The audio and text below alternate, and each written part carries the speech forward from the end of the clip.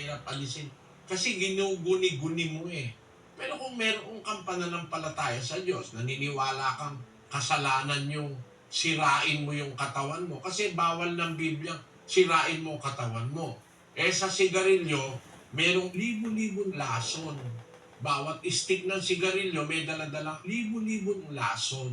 Eh kung naiintindihan mo at nakapag-aral ka ng kaunti, eh siguro, hindi ka maninigarilyo. Eh ang ginuguni-guni nila, mahirap ika, mahirap. Hindi totoong mahirap. Eh ako nga ang saksi. Nung maintindihan ko, yung aking lighter na sipo. Nung araw, ang lighter na magaganda, yung sipo, yung pangsindi ng sigarilyo, no? Yung lighter ko nga, gold-plated pa eh. Nung maintindihan kong masama, yung huling-huling kahan ng sigarilyo at saka yung Zippo lighter ko, itinapon ko doon sa tulay ng Quiapo, yung Quezon Bridge. No?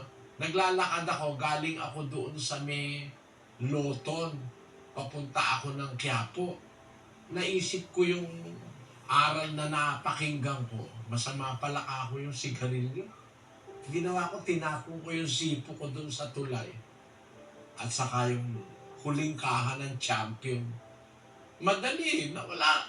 Kung dahil sa pananampalataya, kahit nakakakita ako na naninigarilyo, parang gusto ko, alam ko masama eh.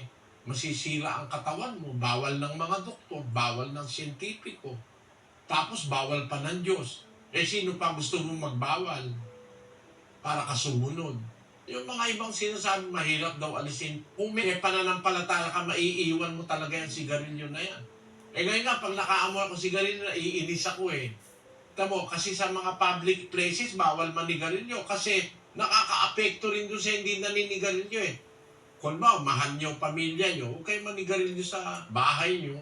O huwag ka na talagang manigarilyo kasi makaka-apekto eh, yung second hand smoking. Eh alam mo na nga, masisira ang katawan mo. Maninigarilyo ka pa, di parang kang nagpapakamatay. Eh anong tawag mo ron? Walang pagmamalasakit sa sarili at saka sa kapwa.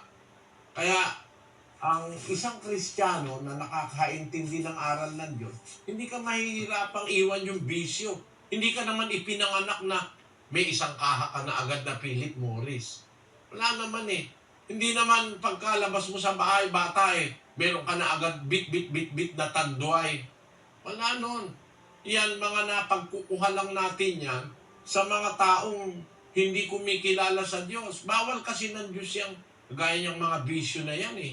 Gaya niyang droga. Ano ba ginagawa ng droga ngayon? Di ba sirain ang ulo mo?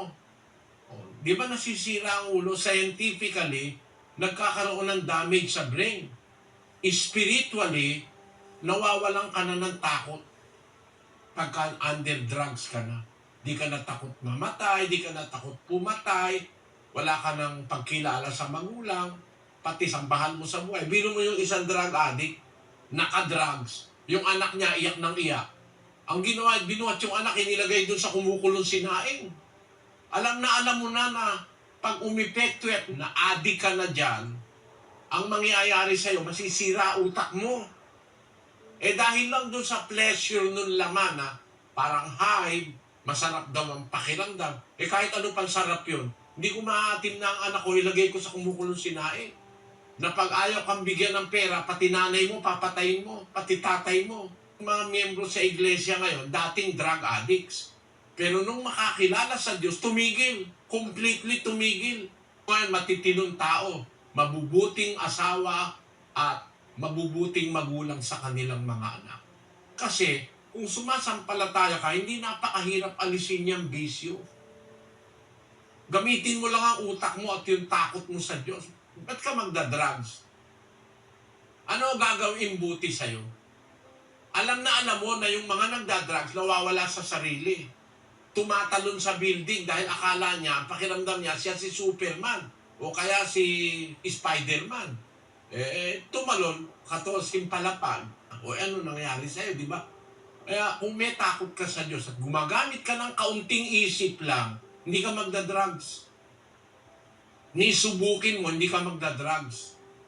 Madaling maalis yan, kapatid.